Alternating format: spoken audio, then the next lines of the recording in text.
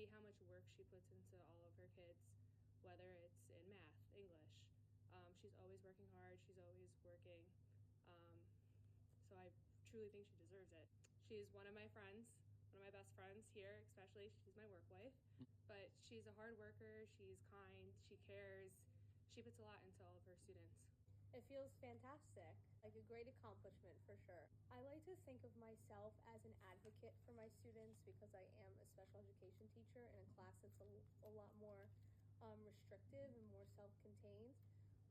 So I feel like I am an advocate and I have to speak up for things, changes that need to be done for the class, resources that I need in order to be successful. So I think that was like a barrier that I had to break through, and I think people realized that I was doing all of these things, which ended up in my award for Teacher of the Year.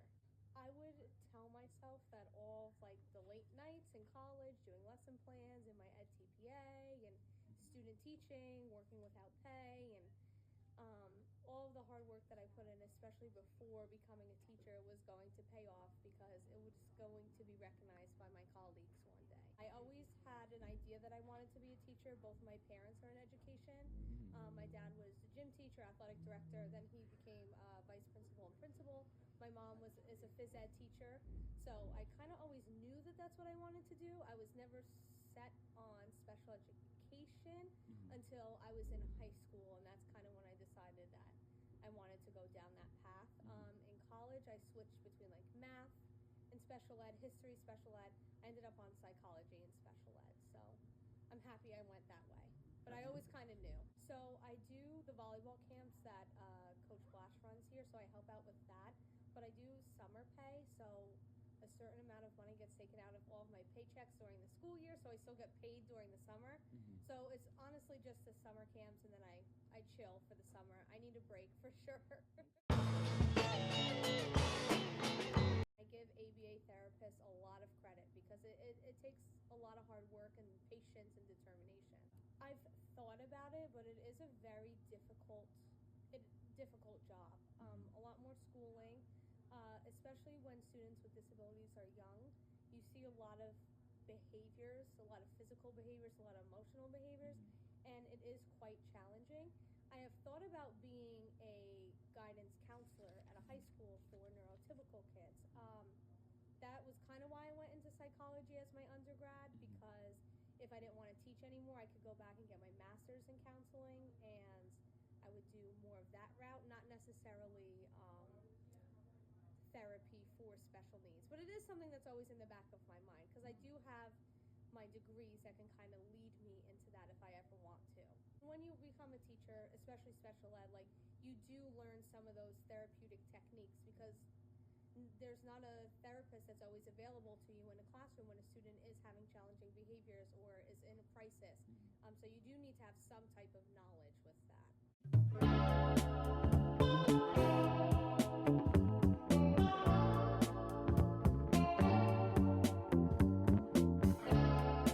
So ABA is actually a little bit controversial because of its history.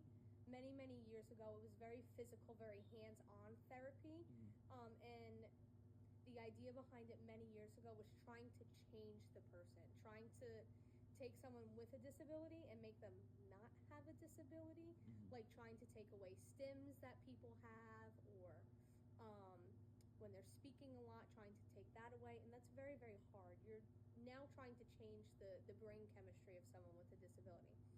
Moving into the future, it's not as physical, not as hands-on, but it is really helpful for a lot of people. It targets very specific behaviors that are detrimental to a student and their academic success or their everyday life, and it's basically trying to replace behaviors with something else that's not as destructive or distracting, and it is very helpful for a lot of people. An example, I guess, would be like people who are constantly speaking, and like I've worked with a student who is constantly saying curse words whenever they're upset, and it's hard to break out of it. So So taking those curse words and replacing it with a different behavior that is more appropriate. It's very, very challenging. It takes a long time. There's a thing called like an extinction burst where the behavior will get worse before it gets better. And at its peak is kind of when it's going to burst. And then you'll see after that burst, it kind of slows down the behavior. And that's kind of when you know like the ABA is working.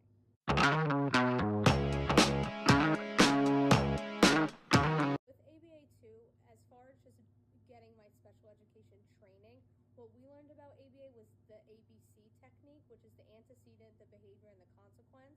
The antecedent is what happens right before that behavior occurs, that behavior that you're trying to get rid of or replace. Then you document the behavior, and then it's the consequence. Well, maybe if I curse a bunch of times, my teacher just wants me to stop, so she gives me the iPad.